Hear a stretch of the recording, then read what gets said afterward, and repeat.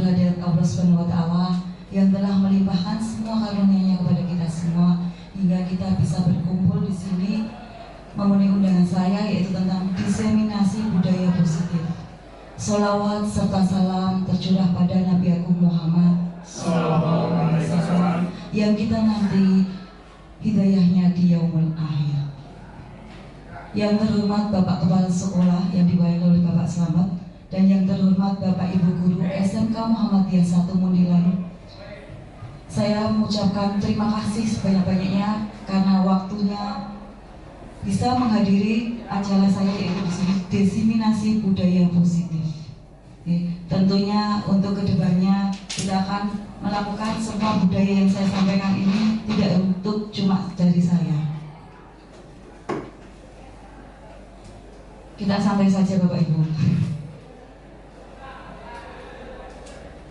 Diseminasi budaya positif ini memang salah satu tugas dari CGP, di mana ada pemaparan yang harus saya lakukan kepada warga dari SMK Muhammadiyah 1 Mundilan, ya, yang harus kita paparkan dan harus disosialisasi tentang budaya positif.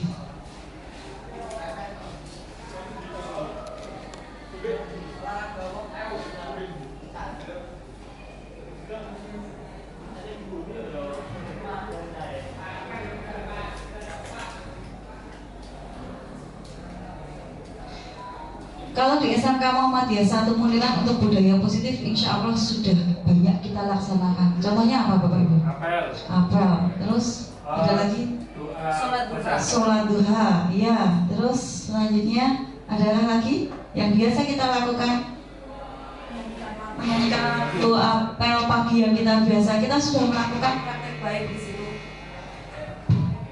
Kita sudah melakukan praktek baik atau kita sudah melakukan budaya positif di situ, ya. Sudah banyak sekali budaya positif yang kita lakukan. Syukur hadirat Allah Subhanahu wa Ta'ala yang telah melimpahkan semua karunia-Nya kepada kita semua hingga kita bisa berkumpul di sini memenuhi undangan saya, yaitu tentang diseminasi budaya positif.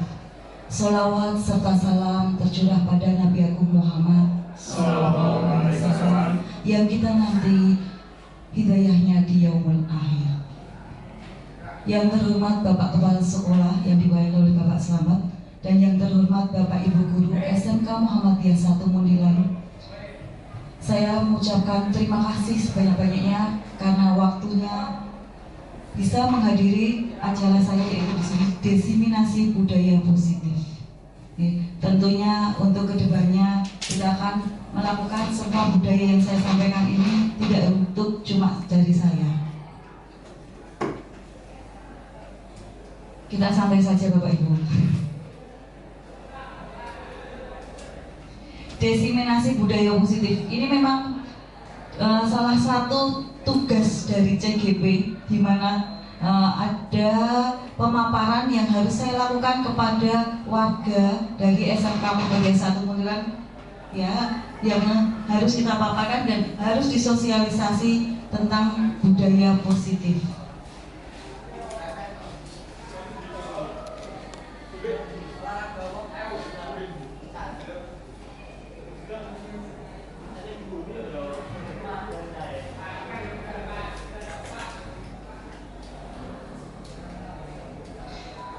Kalau di SMK Muhammadiyah 1 Mundilan untuk budaya positif insya Allah sudah banyak kita laksanakan. Contohnya apa Bapak Ibu?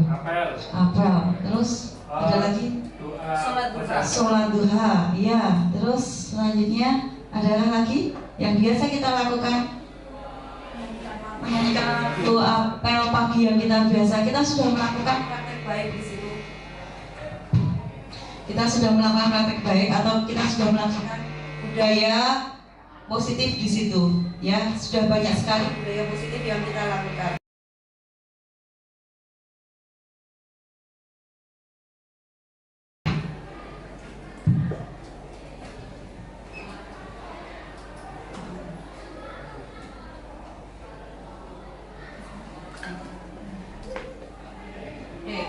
Kenapa saya ambil tentang budaya positif?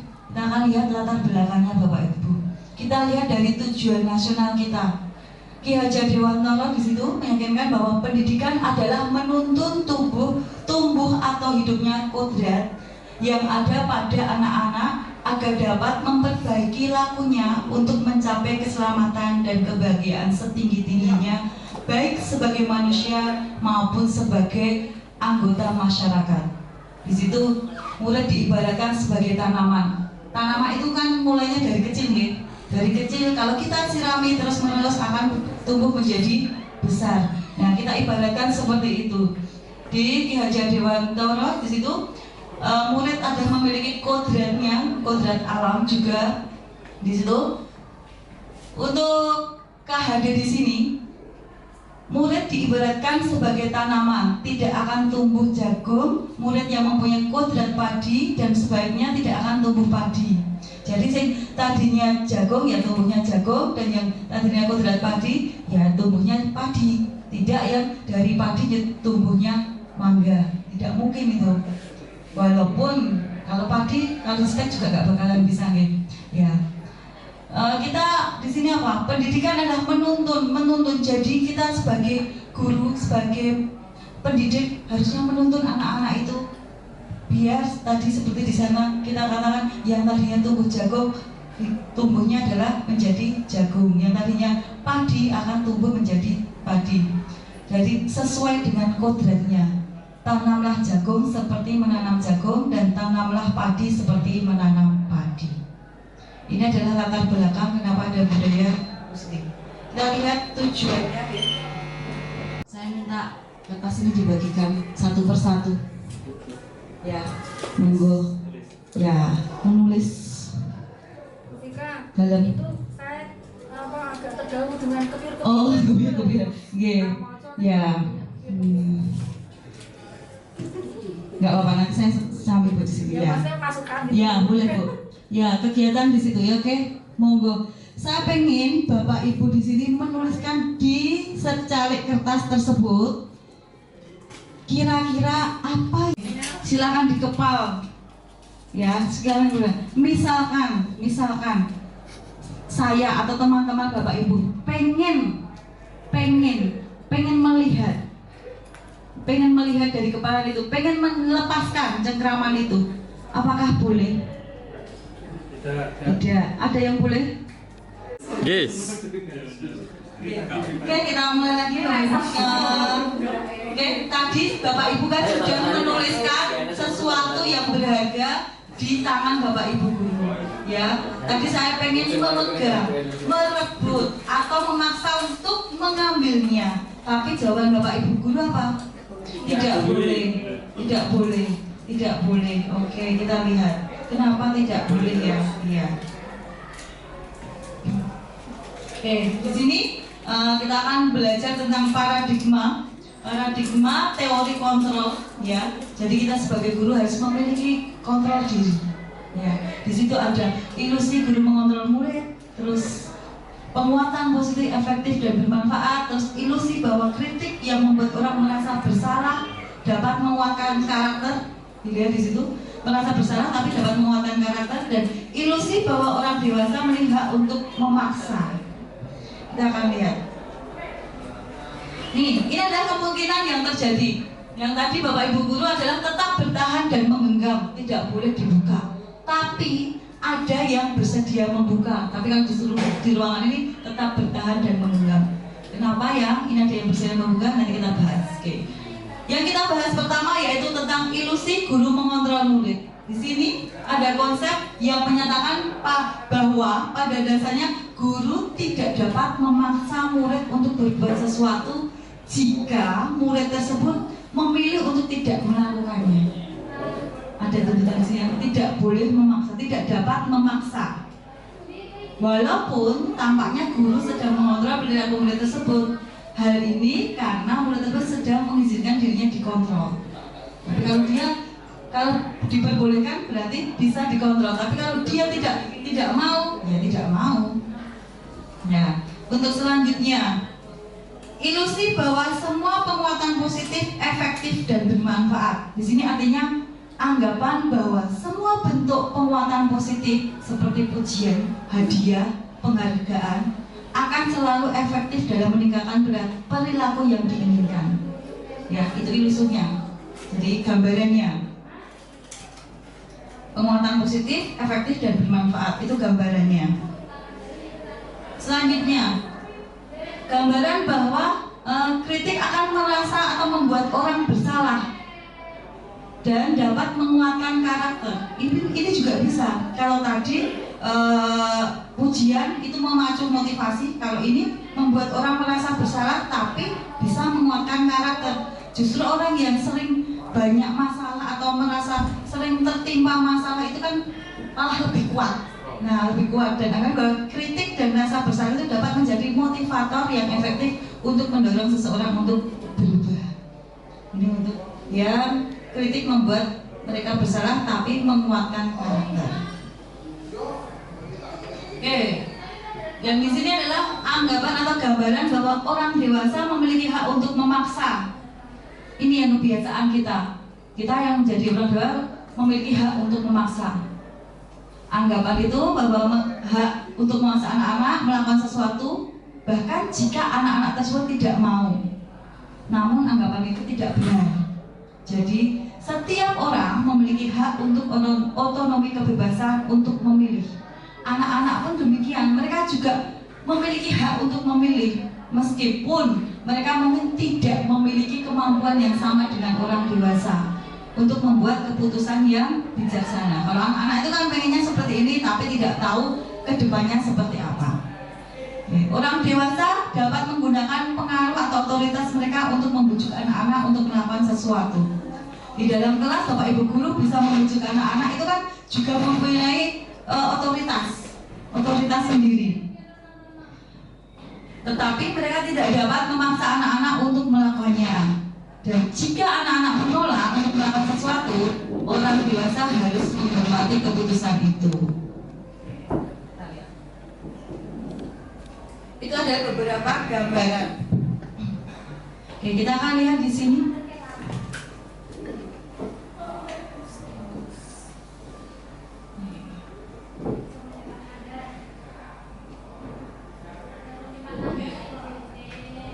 Bisakah kita mengontrol seseorang? Sini kita lihat.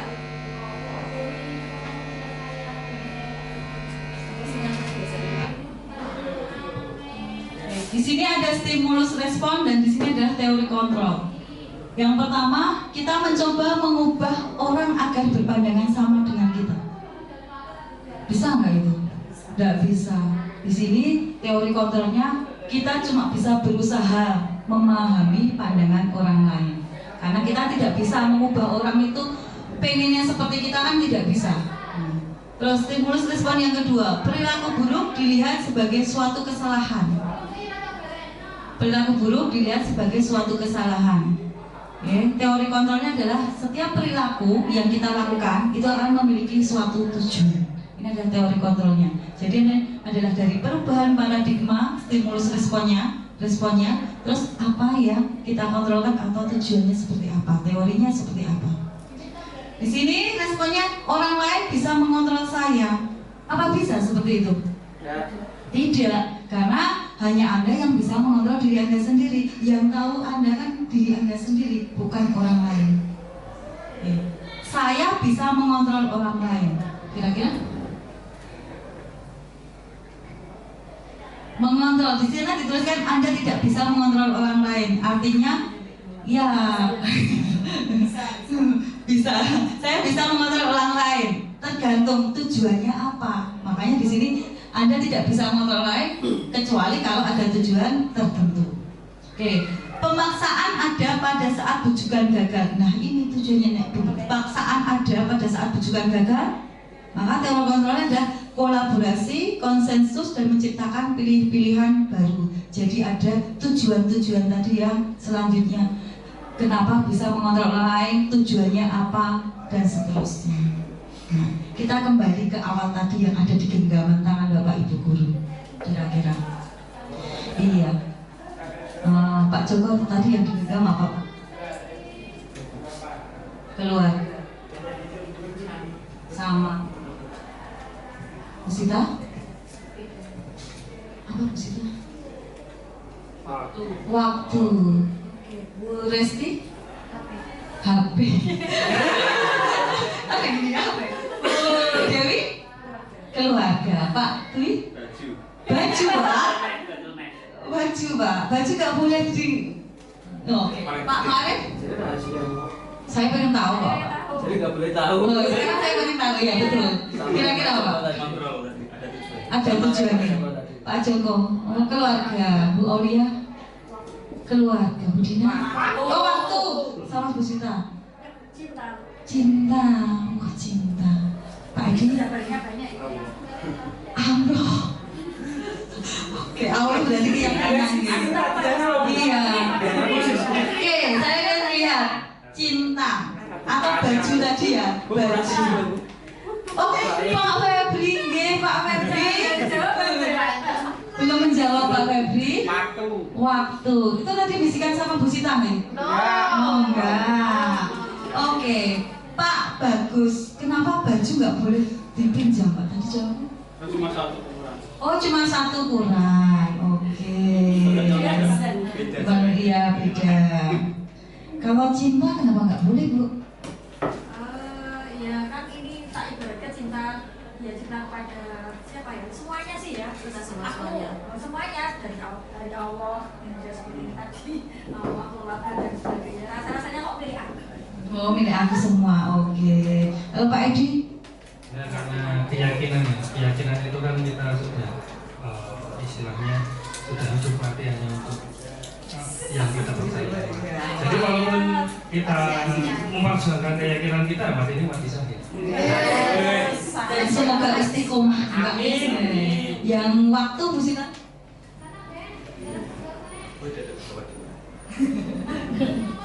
Mewakili waktu. Kenapa saya milih waktu itu sangat berharga? Karena di suatu waktu itu kita bisa melakukan apapun. Suatu hal yang kita lakukan, satu hal kecil bisa mengubah satu detik ke depan gitu. Artinya jika ada suatu hal pada waktu itu kita melakukan suatu hal yang memang konyol atau merugikan bagi diri kita sendiri, artinya bisa merugikan kita di masa depan. Sehingga ya, bagi saya waktu itu sangat berharga sekali. Terima kasih. Halo Pak Joko, keluarga. Terima kasih. Nah, kalau menurut saya yang paling penting adalah keluarga. Dikarenakan misalnya kita terjadi kesulitan, itu sosok yang paling bisa membantu kita kan keluarga yang ada di dekat kita. Terima kasih. Oke, tadi sudah banyak sekali komentarnya. Tepuk tangan untuk kita semua Bapak Ibu. Ya. Oke, kita akan lihat siapa tuh pemenang kontrol yang sesungguhnya, yang memegang kontrol sesungguhnya itu siapa pemenangnya. Kita lihat jawabannya tentu saja kita sendiri. Kita mau kepalan tangan kita mau kita lepas, itu kita sendiri. Kalau mau digenggam terus digenggam, yuk kita sendiri. Mau liora oleh delok, yuk kita sendiri. Itu tergantung pada diri kita masing-masing. Tadi kalau sesuai kebutuhannya baju itu kan harusnya bisa dipinjam, tapi karena kebutuhannya cuma punya satu, pakai apa? Nah itu. Jadi kita sendiri yang memegang kontrol atas kepala tangan kita. Apakah kita mau membuka, menutup? Itu tergantung pada diri kita masing-masing sesuai dengan kebutuhan dan dasar kita saat itu. Oke, itu adalah paradigma yang pertama tentang budaya positif. Yang selanjutnya yaitu tentang disiplin. Apakah disiplin? Di sini kalau untuk belajarnya kan banyak ya. Disiplina yang artinya belajar. Di sini makna asal dari kata berkonotasi dengan disiplin diri dari murid-murid di situ dari Sokrates dan Plato. Disiplin diri adalah membuat orang menggali potensinya menuju sebuah tujuan apa yang dia hargai. Namun di budaya kita makna kata disiplin itu telah berubah menjadi sesuatu yang dilakukan seseorang pada orang lain untuk mendapatkan kepatuhan. Itu adalah disiplin yang kita lakukan atau kita lakukan sehari-hari. Di sini kecenderungannya umum, yaitu menghubungkan kata disiplin dengan ketidaknyamanan, dengan apa yang kita hargai dan pencapaian suatu tujuan mulia. Oke, itu adalah tentang disiplin. Oke. Di sini kalau untuk disiplin berarti ada sesuatu, yaitu ada apa kira-kira? Aturan. Terus kalau ada aturan berarti ada sanksi, ada hukuman, di situ. Lihat. Di sini ada teori motivasi. Di sini ada teori motivasi perilaku manusia. Oke. Ini sekilas saja. Yang pertama, untuk menghindari ketidaknyamanan hukum. Apa yang akan terjadi apabila saya tidak melakukannya? Itu kan dari dalam atau pertanyaannya? Dari eksternal ya? Dari luar atau dalam? Apa yang akan terjadi apabila saya tidak melakukannya? Terus untuk mendapat imbalan dari orang lain atau istilah apa yang akan saya dapatkan apabila saya melakukannya? Berarti ini dari luar. Terus untuk menghargai diri sendiri menjadi insan sesuai harapan kita. Saya akan menjadi orang yang seperti apa bila saya melakukannya. Oke. Pernah bertanya seperti ini pada diri kita? Pernah. Ya, kita pernah bertanya pada diri kita. Karena untuk memotivasi kita, kudu niki diri seperti apa, ya kan? Maunya kita itu seperti apa? Atau mau jadi guru yang seperti ini saja? Atau mau kedepannya agar anak-anak itu lebih berkembang? Nah, itu adalah memotivasi. Jadi ini adalah teori motivasi atau perilaku manusia. Dan semuanya dari eksternal dan di sini ada motivasi internalnya yaitu tujuan disiplin positif. Kita kembali. Oke, merdeka menurut Ki Hajar Dewantara.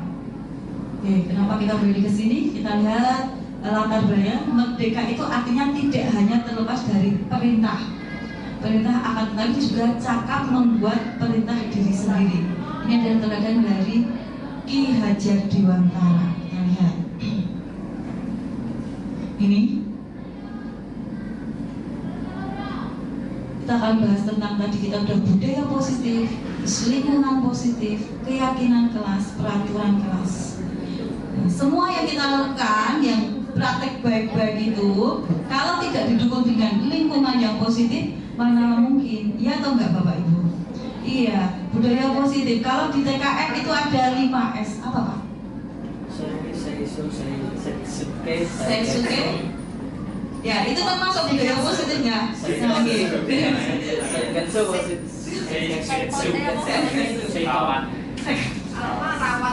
Rawat,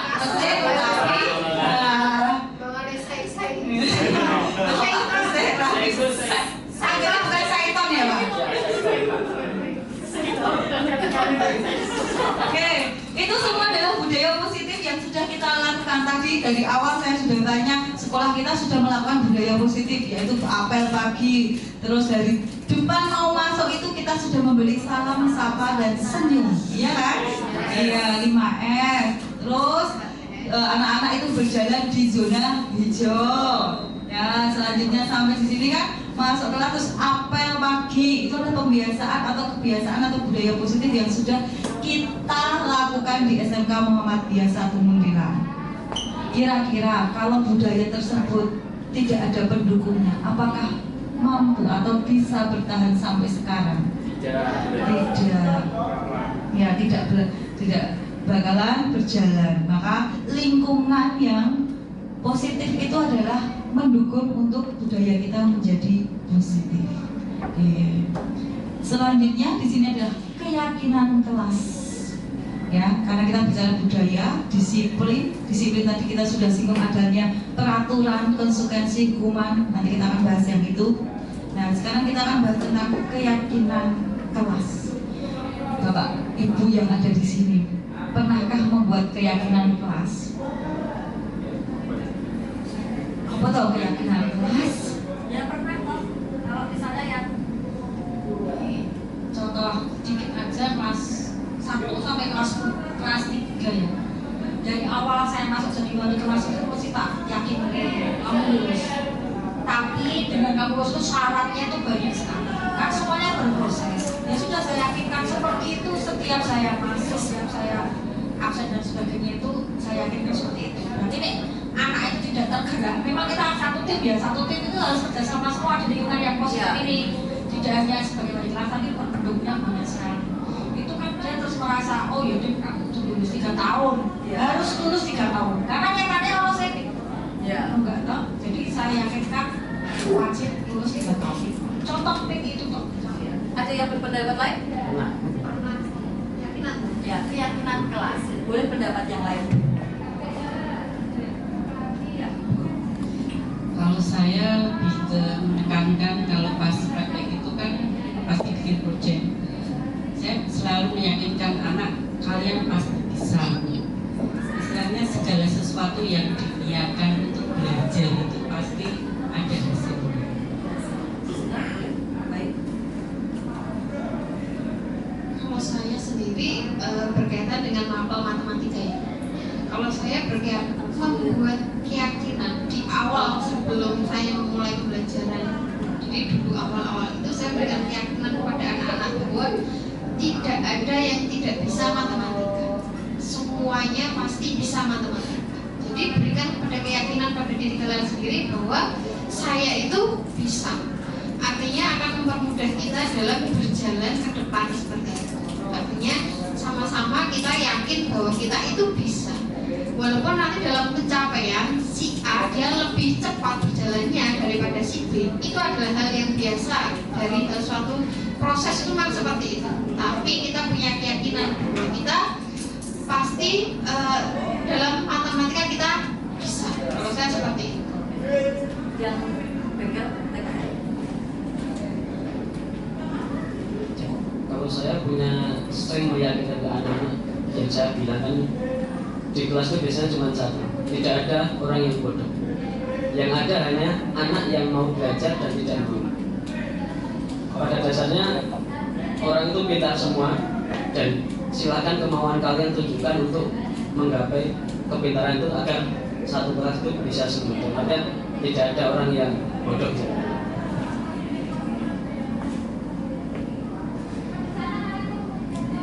Terima kasih. Tepuk tangan untuk Bapak Ibu Syukur semua. Tadi ada beberapa tentang keyakinan, meyakinkan anak-anak supaya berkembang untuk lebih maju. Keyakinan berarti harus ada kesepakatan nih Bapak Ibu. Kesepakatan yang harus kita lakukan. Kita akan lihat. Oke, keyakinan kelas, hukuman dan penghargaan. Beda peraturan sama keyakinan. Nah, beda antara keyakinan dan mengapa kita memiliki peraturan dan harus menggunakan helm bila mengendarai kendaraan roda 2? Itu beda ya. Mengapa kita memiliki peraturan harus menggunakan helm bila mengendarai kendaraan roda 2? Terus, mengapa kita memiliki peraturan 3M menggunakan masker, mencuci tangan dan sebagainya pada kemarin pada saat pandemi? Dan mengapa kita memiliki peraturan harus datang tepat waktu pada saat mengikuti pelatihan atau kelas? Ini adalah peraturan, ya peraturan. Mengapa tidak peraturan? Kenapa harus keyakinan? Tadi sudah disampaikan bahwa untuk keyakinan itu adalah mendukung motivasi intrinsik dari dalamnya anak-anak ke nilai-nilai keyakinan mereka agar tergerak.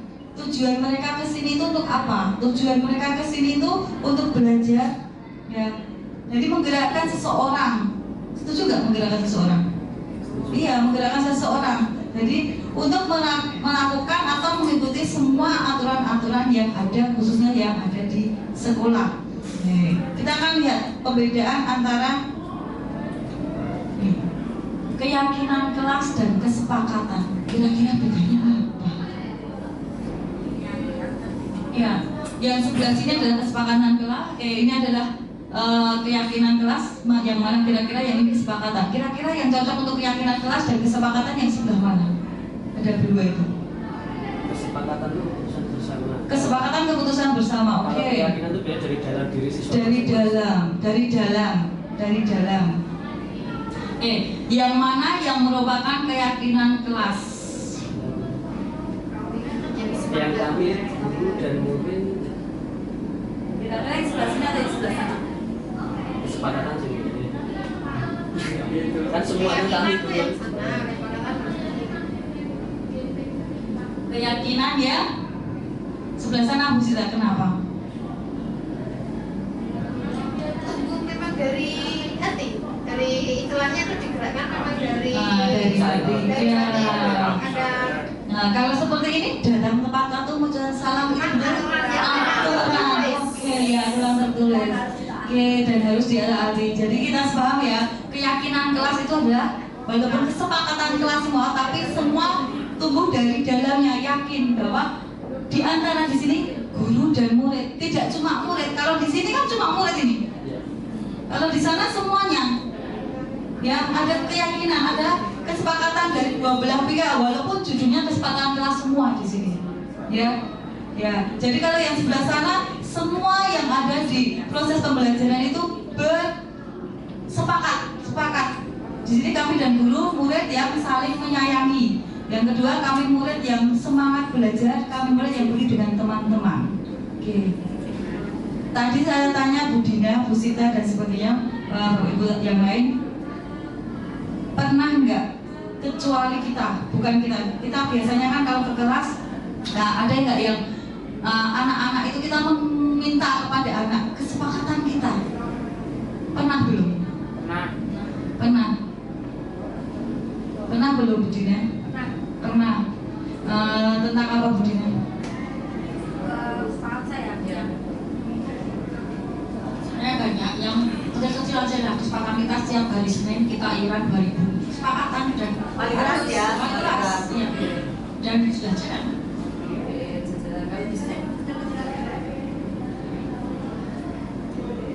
kalau saya kesepakatan kelas akhirnya nanti melahirkan kontrak belajar. Sehingga suatu kesepakatan yang memang disepakati oleh dua belah pihak yang akhirnya menjadi suatu kotak belajar yang menjadi sebuah aturan yang memang harus dilakukan. Nah, itu maksud saya, kenapa ada keyakinan kelas dan ada kesepakatan kelas. Jadi, Bapak Ibu guru semua, sebelum melakukan pembelajaran, setidaknya kita harus memahami karakter anak. Apa toh yang diinginkan anak tersebut? Kurikulum Merdeka itu tulisannya aja merdeka, ya. Nah, tapi bukan semaunya ya, bukan semaunya. Kurikulum Merdeka itu adalah semua berpihak pada siswa, tidak berpihak selama guru. Kalau dulu apa-apa guru nih, iya atau enggak?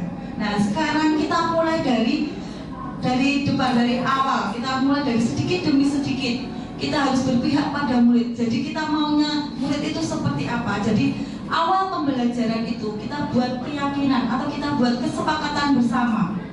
Jadi kita tanya anak-anak itu maunya anak-anak itu gimana? Pas pelajaran matematika seperti apa? Pelajaran di praktek seperti apa?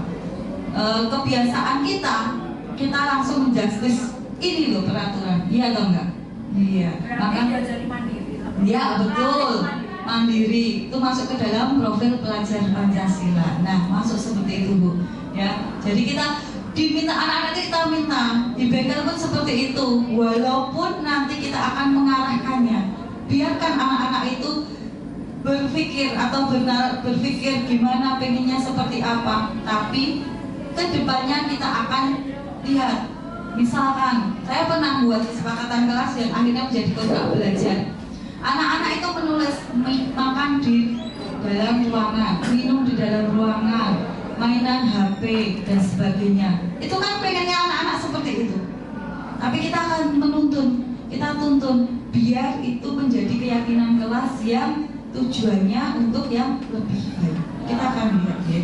Nanti di belakang ada tata cara bagaimana menentukan keyakinan kelas. Oke, kita kembali di sini tentang kesepakatan dan keyakinan. Kalau yang sebelah sini tadi itu kebanyakan seperti apa ini? Kayak peraturan gitu. Nah, peraturan yang kesepakatan. Peraturan itu berarti ada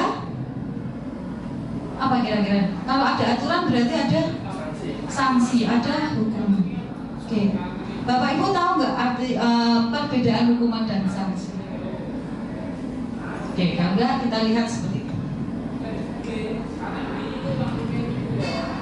Di sini ada peraturan, terus di sana ada keyakinan kelas, ada nilai kebajikan. Dari nilai keyakinan tadi kita ambil nilai kebajikan, nilai positif yang akan kita ambil untuk tujuan yang bersama. Jadi kata-kata anak pengen minum, pengen main HP dan sebagainya, kita ambil, kita rinci, kita buat kesepakatan baiknya seperti apa, itu adalah nilai kebajikan.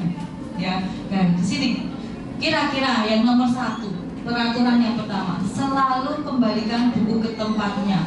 Kira-kira itu keyakinan kelas mempunyai nilai kebajikan seperti apa? Positif? Tanggung jawab? Mandiri? Kira-kira selalu kembalikan buku ke tempatnya. Masih ingat P5 kan Bapak Ibu? Mandiri, tanggung jawab, disiplin. Nah, yang pertama kira-kira apa? Tanggung jawab. Kalau dilarang mengganggu orang lain, masuk dalam apa? Sikap yang seperti apa? Nilainya sikapnya seperti apa? Dilarang mengganggu orang lain, nilai akhirnya itu seperti apa? Nah, mengganggu orang lain berarti nilai kebajikannya, nilai yang baik itu harusnya gimana?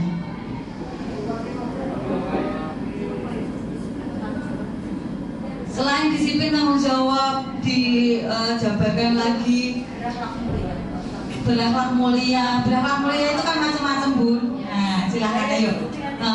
Oh, tidak mengganggu ya. Berakhlak mulia itu kan bisa macam-macam, ya, tidak mengganggu, dilarang mengganggu orang lain. Kita akan cari nilai kebajikannya, nilai-nilai yang ada. Nilai-nilai yang ada. Oke, kita lihat ya. Hadir di sekolah 15 menit sebelum pembelajaran dimulai. Kira-kira apa? Disiplin, tanggung jawab. Oke. Dilarang melakukan kekerasan.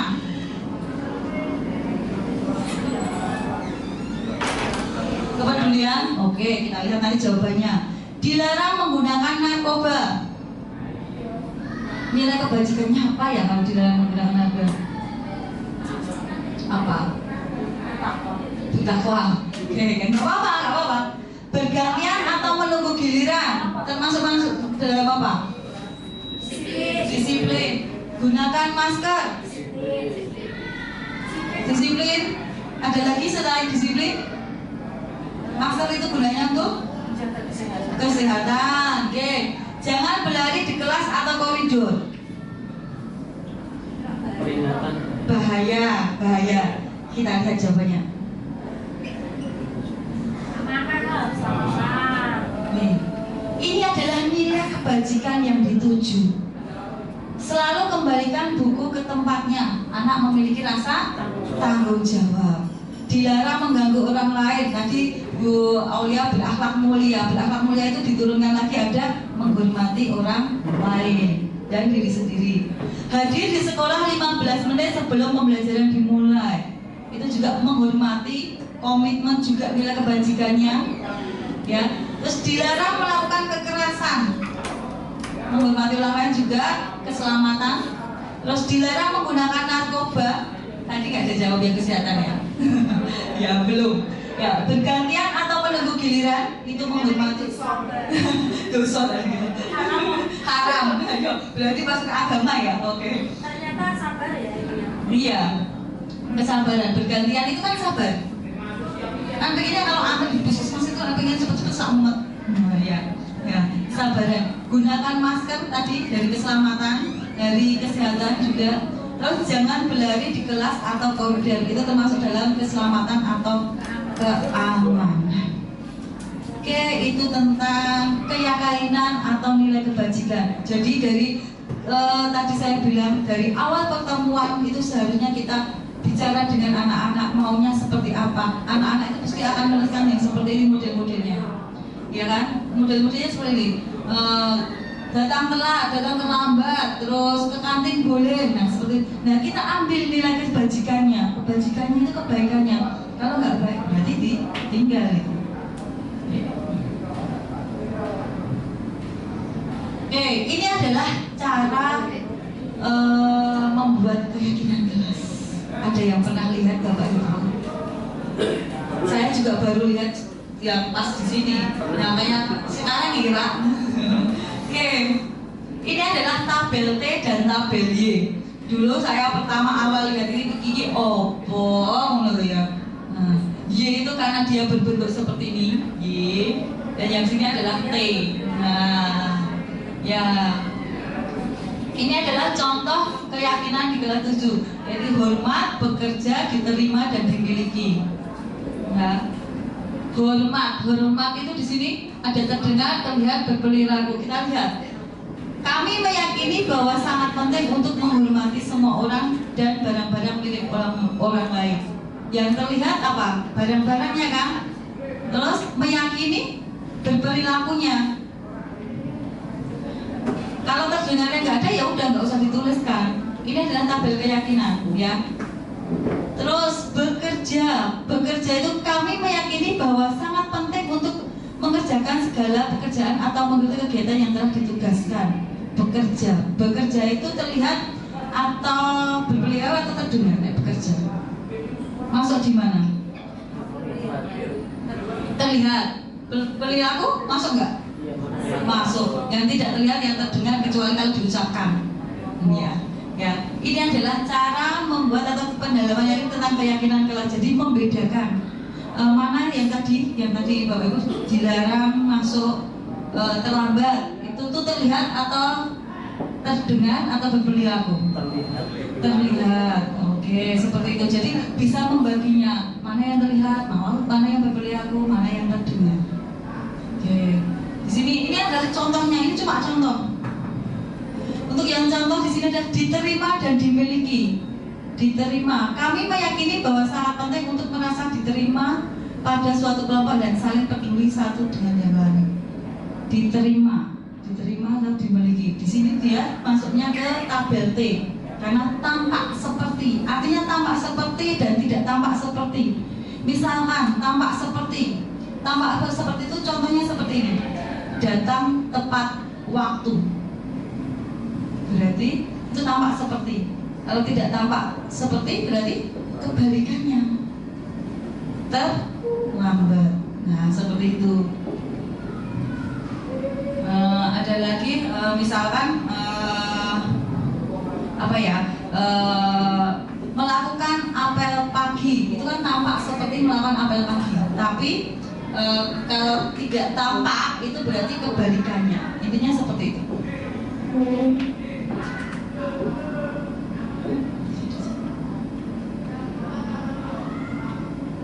Baik ya, ini kita sekilas kalau waktunya sak jam itu nggak bakalan cukup ini untuk mempelajari tabel T sama tabel D.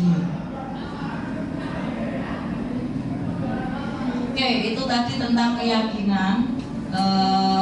Terus ada kesepakatan kelas. Nah, ada kesepakatan, ada keyakinan kelas. Selanjutnya ada motivasi dan di situ ada penghargaan, ada sanksi, ya kan? Dihukum oleh penghargaan. Oke, saya menuliskan di situ dihukum oleh penghargaan. Kira-kira kenapa saya menuliskan seperti itu?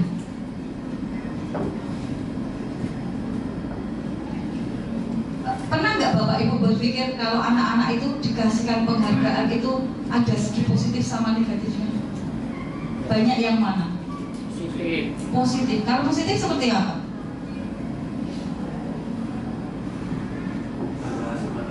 Tambah semangat ya, tambah giat belajar. Yang lain? Tapi kan manja kalau bisa manja. Ya, berarti itu dari segi negatifnya ya. Kalau menurut saya sendiri di situ ada pengaruh jangka pendek dan jangka panjang. Mendapatkan penghargaan misalnya penghargaan. Jangka pendeknya senang ya, tapi jangka panjangnya beban. Tuh, beban. Oke, di situ penghargaan dapat mengurangi ketepatan. Artinya walaupun kita termotivasi tapi kan tadi beban. Penghargaan menghukum sama ya. Beban juga, penghargaan tidak efektif, penghargaan merusak hubungan. Ini jadi ada segi positif dan negatifnya jika anak-anak itu dikasih penghargaan atau sejenisnya. Ya, jadi kita sebagai guru harus hati-hati mana yang benar-benar dikasih penghargaan dan mana yang setidaknya yang tidak diberi penghargaan. Artinya tahu jangka pendek sama jangka panjangnya. Next, Oke, sekarang tentang tadi sudah ada disiplin positif, ada penghargaan, ada hukuman. Di sini ada hukuman dan konsekuensi yang tadi saya bilang di awal. Apa tuh perbedaannya? Kita akan lihat tindakan-tindakannya dulu. Oke, ini kan semua yang ada di sekolah kita ada ini. Ya kan? Ya. Misal, mencatat 100 kali di dalam buku. Kalinya, saya tidak akan terlambat lagi karena terlambat ke sekolah. Anak-anak disuruh mencatat 100 kali.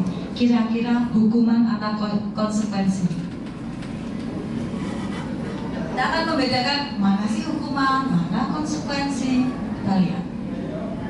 Mencatat 100 kali di dalam buku, karena tadi kita punya keyakinan tadi. Tidak. Hukuman. Oke, kita lihat ya hukuman. Terus dulu Pak Joko benar nggak pertama hukuman? Kita tolong pertama hukuman. Terus lari mengelilingi lapangan basket 2 kali karena terlambat hadir di sekolah. Hukuman. Oke. Kita lihat, murid diminta untuk push up 15 kali karena tidak menggunakan masker di sekolah. Hukuman. Menggantikan kertas tugas teman yang telah dicoret-coret. Konsekuensi. Membersihkan tumpahan air di meja tulis karena tersenggol pada saat belajar. Konsekuensi. Begitu Pak Joko, kita cek. Meminta murid tidak mengenakan sepatu seharian di sekolah karena tidak mengenakan sepatu hitam. Jadi anak itu memakai sepatu apa kira-kira konsekuensi. Oke. Terakhir, lari mengelilingi lapangan basket 2 kali karena terlambat 10 menit untuk pelajaran prinsip OK. Hukuman. Oke. Kita akan tahu mana sih perbedaan hukuman dan konsekuensi ya. Jadi kita biar tahu, kita akan belajar di sini. Kita lihat. Atas hukuman, benar nggak Pak Joko? Benar semua? Salah sepatu hitam. Oh iya, konsekuensi. Lari mengelilingi lapangan basket 2 kali karena terlambat 10 menit. Dilihat, kenapa dia konsekuensi? Karena di sini ada keyakinan, ya kan? Nah, ada kesepakatan. Jadi itu maksud konsekuensi. Oke, kita lihat. Ini loh perbedaan hukuman dan konsekuensi. Beda tipis kan? Sesuatu yang menyakitkan yang harus terjadi itu adalah hukuman. Konsekuensi adalah sesuatu yang terjadi. Apa bedanya? Sesuatu yang menyakitkan. Kalau ini hukuman menyakitkan. Berarti kalau yang sana harus terjadi. Kayak tadi, contohnya yang konsekuensi apa Pak Joko yang tadi? Mencoret-coret kertas. Oke, ya. Membuat anak sakit fisik maupun hati. Itu hukuman loh Bapak Ibu.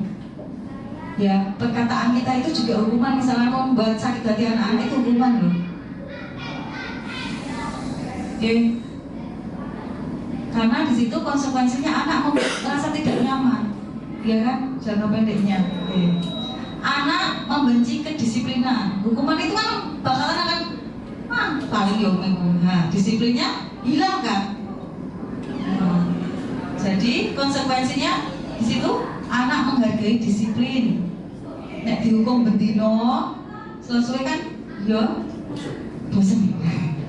Hukuman itu paksaan nggak? Paksaan karena kita yang nyuruh. Kita umpamanya seperti itu. Beda kalau konsekuensi, ada stimulusnya, ada tadi keyakinannya, kesepakatannya, stimulus dan tanggapan. Terus hukuman mendorong anak menyakiti diri sendiri. Ini perbedaannya. Mendorong anak agar mudah menyelesaikan diri, menyakiti diri sendiri. Yang tadi, yang push up, tapi kalau kita sudah punya kesepakatan sendiri, beda lagi ya. Oke. Konsep diri yang buruk di sini kalau hukuman, kalau konsekuensi konsep diri yang baik. Tadi misalkan dikasih suruh push up karena sudah ada keyakinan kelas, push up itu kan kalau untuk kedepannya kalau untuk mencari kerja itu juga ada tuh. Nah, ada kan anak belajar nih konsep diri yang baik ya. Anak belajar untuk menyembunyikan kesalahan. Bu Sita yang sering banget dengan anak-anak. Kamu terlambat toh? Enggak, Bu, saya dari WC. Berarti menyembunyikan kan? Hukum. Karena anak tahu pasti kayak hukuman. Iya toh? Iya, pasti. Makanya anak belajar menyembunyikan kesalahan di situ. Ya, dia akan Karena ada hukuman, ada hukuman di situ. Kecuali kalau konsekuensi, misalkan dari awal kita bilang besok pas pelajaran saya tidak boleh terlambat 5 menit, anak akan berusaha, ya toh, anak akan berusaha tidak terlambat, orang langsung ke kantin, ya kan? Anak belajar untuk mematuhi peraturan atau konsekuensi tadi atau keyakinan. Marah, rasa bersalah, dipermalukan, merasa tak dihargai. Sering nggak seperti itu Bu Sita, anak-anak itu? Dikasih hukuman, misal dikasih hukuman, sering marah nggak? Iya,